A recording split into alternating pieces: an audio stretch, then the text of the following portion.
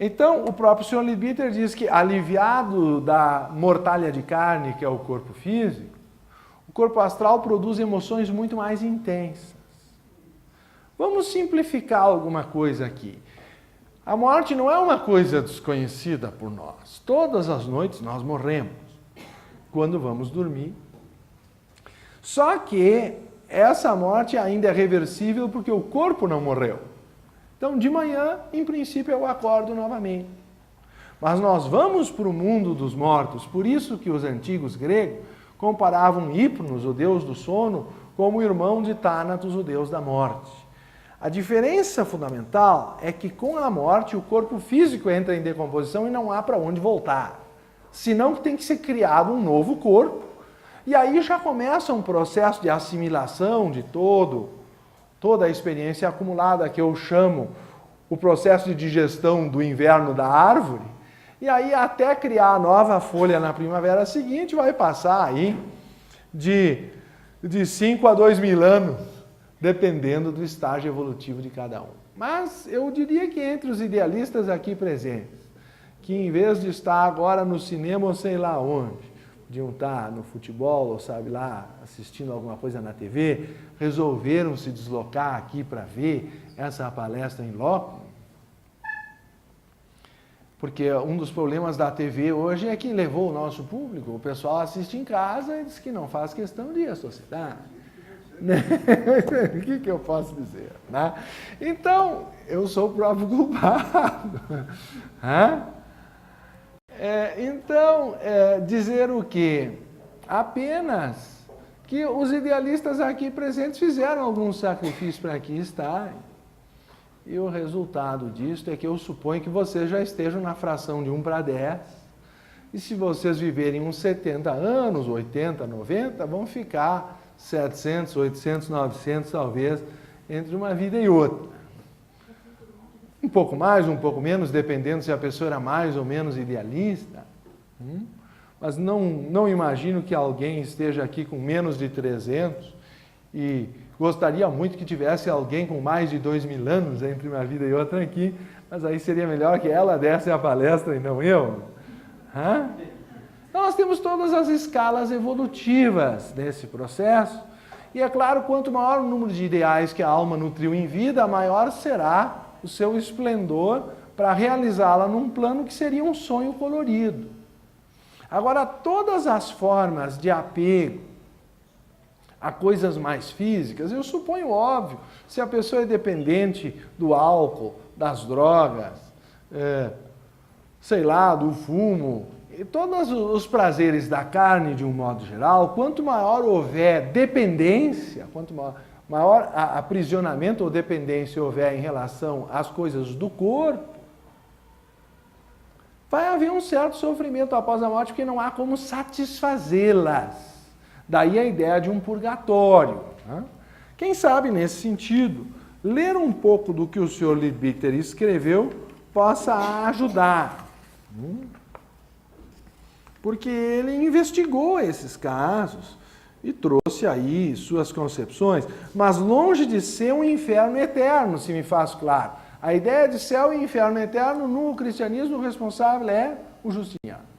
Ele é que criou essa deformação. Agora, podem haver estágios de relativo sofrimento pós-morte na proporção do apego à terra e às coisas do corpo. Porque aí o desejo não pode ser mais satisfeito, a menos que a pessoa vire encosto para sentir o gostinho de novo. E aí começam uma série de problemas que não é o objetivo imediato da nossa palestra, mas de intervenção ou interferência de um lado com o outro. Não? Então, ele, ao falar dessa questão, vai caracterizar que o mundo astral pode ser comparado a um grande processo de liberação desses conteúdos de desejos que ainda prendem a pessoa à Terra. E a verdade relativa ao purgatório, o Sr. Leadbeater diz na página 16. O tão repetido exemplo do bêbado demonstra claramente, embora num caso extremo, como se desenvolve o processo da purificação. É sabido com quanta força se apodera do bêbado a paixão pela bebida até o ponto de embotar-lhe o sentimento da própria dignidade e o amor à família, que se deixa na miséria depois de empenhar a própria roupa para satisfazer seu abominável apetite. Por isso também Platão chama o corpo astral de alma apetitiva, porque é aquela que mais facilmente se prende à terra. Ao morrer, esse homem não muda por isso a sua condição. Quer dizer, há uma tendência no cristianismo que o cara um dia era um crápula, no dia seguinte ele morreu e virou anjinho. Não é assim. Ele vai ter que depurar aquelas camadas mais animais da sua natureza para ascender ao céu. Ao morrer, esse homem não muda por isso a sua condição, mas as horríveis ânsias de beber são então mais poderosas do que nunca, porque as vibrações do desejo já não põem em movimento a pesada matéria física. Quer dizer, daí a expressão de Platão de receber ou pagar em décuplo, porque a emoção fica 10 vezes mais intensa no plano astral, que é o seu próprio mundo, o plano das emoções, do que quando, para mover uma reação no corpo físico, sei lá, uma emoção de medo vai produzir uma vasoconstrição, vai produzir suor nas mãos, aceleramento cardíaco, adrenalina no sangue, sei lá quantas coisas que vão gerar consumo de energia para essa emoção tomar o corpo físico. Agora, um medo no plano astral não gasta nenhuma dessa energia. Portanto, sob esse ponto de vista, ele é 10 vezes mais intenso, por hipótese. Então, todas as emoções no pós-mortem, aqueles que acham que o mundo pós-mortem, em si existir, deve ser uma chatice, não entenderam que ele é 10 vezes mais intenso, e é por isso que algumas pessoas buscam a droga para abrir a percepção e ter antecipado o barato de algo mais livre e mais amplo. Só que aí às custas da saúde do corpo físico e do sistema nervoso, tornando-se vulnerável a todas essas entidades astrais, que assim como abre a porta, o outro também entra. O chakra aberto é um problema, a pessoa tem que ter domínio do processo, senão ele é vulnerável a todas as influências astrais desfavoráveis também. Facilmente se compreende, assim, ele diz, como não dispõe do corpo carnal para satisfazer seus apetites, ficam os seus desejos sempre vivos e sem o alívio que a sua satisfação poderia dar-lhe. A maioria das pessoas vai em busca do dinheiro para buscar a satisfação dos seus desejos. Só que no plano astral não adianta ter o dinheiro, porque não tem o corpo para satisfazer os desejos. Então, se os desejos são corporais, não há conforto que possa ser comprado lá. Esse é o grande probleminha da morte, e é por isso que, de uma maneira ou de outra, ninguém quer morrer, porque percebe-se que nós vamos perder alguma coisa, evidentemente, ao perder o corpo. Agora, outros tipos de preenchimento da alma serão muito mais intensos quando o corpo não atrapalha. E isso é a compensação do mundo celeste, que torna uma alegria muito mais intensa do que qualquer prazer do mundo físico. Facilmente se compreende que há, nesse caso, elementos suficientes para dar realidade à ideia do purgatório, e que nada tem de incongruente o simbolismo do fogo purificador.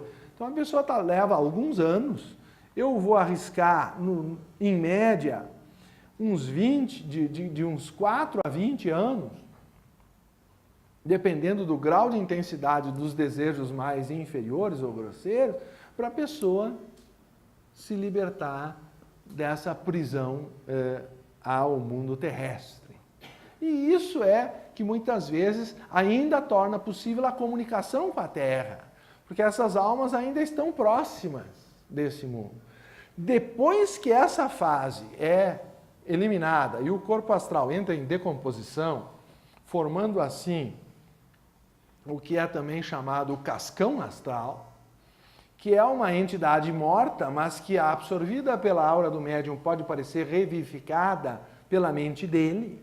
Com a memória, ele tem o disco de todas as emoções do falecido.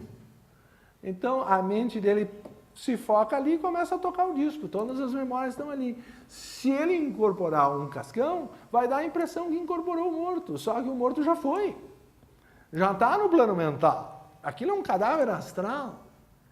Assim como o corpo físico vai entrar em decomposição, por isso nós até recomendamos de preferência a cremação, o corpo astral também, no devido momento, depois de uns 5 a 20 anos, ocorre a segunda morte e aí a pessoa larga mais essa casca e sobe para o plano mental ou celestial. A subida ao plano búdico e ao plano nirvânico são para grandes santos, né? Para os iniciados.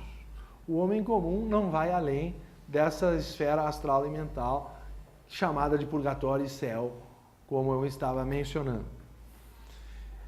Então ele diz, no entanto, felizmente trata-se do purgatório e não do inútil e absurdo inferno de eternos tormentos, em que se compraz a cruel malignidade do irresponsável déspota entronizado pela teologia ortodoxa. Quer dizer, como se Deus pudesse se satisfazer em ver o sofrimento eterno das pessoas. Isso é contraditório à ideia do Deus do perdão que nos ensinaram na tradição cristã. É o único processo eficaz e, portanto, necessário, ao mesmo tempo misericordioso, para eliminar os maus desejos e as paixões. Por isso, por terrível que seja o sofrimento, vai se extinguindo pouco a pouco o desejo, e então o homem pode passar a uma vida superior no mundo celeste. A extinção de um desejo pelo sofrimento livra o homem desse desejo para sempre e não precisa voltar com a mesma carga na encarnação seguinte, a menos que se obstine em repetir a experiência. O que frequentemente acontece. Os seres humanos são meio obstinados nesse sentido. É claro que eu gostaria de ler muito mais do livro, mas o que eu acho que a palestra pode fazer é dar o gostinho, e se for talvez muito volumoso para o principiante, eu recomendo uma introdução a ele, que é o Plano Astral do mesmo autor, onde ele dá o cenário, todos os estágios da vida após mortem, os tipos de habitantes vivos, o adepto ou o mestre e seus discípulos, o indivíduo psicamente adiantado, sob a direção de um mestre, a pessoa comum, o mago negro e seus discípulos, aí passa para os mortos, os nirmanakayas, que são mestres que não têm mais corpo físico, né? Renunciaram para irradiar luz nos planos superiores, os discípulos à espera de reencarnação, os mortos comuns, as sombras. As sombras é uma entidade muito complicada, porque ela é um cadáver astral. Quando a alma ou o princípio mental vai subir para o plano mental e ainda está muito presa a alguns desejos do plano astral, às vezes, eu me lembrei disso outro dia tirando um durex de um cartaz. Eu queria reaproveitar um cartaz de uma palestra, fui tirar o durex, metade do cartaz veio junto. Está tão grudado uma coisa na outra, que na hora de separar, o cadáver astral leva um pedaço do corpo mental consigo, grudado. E, portanto, aquele cadáver astral não é apenas um cascão astral, ele é um cascão que pensa. E se pensa, só pensa nas coisas onde a mente estava ligada. Portanto, é uma entidade malévola. Ela está com o que havia de pior no pensamento do indivíduo grudado no seu corpo astral. Então, uma sombra é muito pior do que um cascão. Né? As sombras, os invólucros ou cascões, os invólucros vitalizados, que a pessoa de tanto pensar às vezes coloca energia ali, suicidas e vítimas da morte súbita, os chamados vampiros que ficam absorvendo energia das pessoas, os não humanos, a essência elemental pertencente à nossa evolução, corpos astrais dos animais, aí entra a questão do vegetarianismo, porque os animais tendem a reagir àqueles cuja vibração ainda tenha ressonância com a morte dos seus semelhantes. Então, o ocultista deve ser vegetariano, em princípio, para não ter resistência com os elementais no plano astral. Os espíritos naturais em geral, ou da natureza, os devas ou anjos, as entidades artificiais, elementais criados inconscientemente, elementais criados conscientemente, isso aí já vira até magia, os artificiais humanos, as formas criadas pelo pensamento, Aí vem os fenômenos de espectros do cemitério, aparição de moribundos, lugares assombrados, espectros da família, soar de campainhas, remessa de pedra, comunicação por meio de entidades astrais. A lista é muito grande, isso só no livro pequeno, que é a síntese, né? Eu vou deixar eventualmente a vocês, e ele também escreveu o plano mental, ou chamado mundo-céu, para caracterizar o período onde nós provavelmente vamos ficar mais tempo, porque daqueles, sei lá, 500 a 1000 anos, uns 25 ficam no astral e o resto fica no mental. Então, eu acho que nós deveríamos estudar o assunto em vida para não fazer vexame ainda do outro lado, não saber nem para onde está indo. Tá?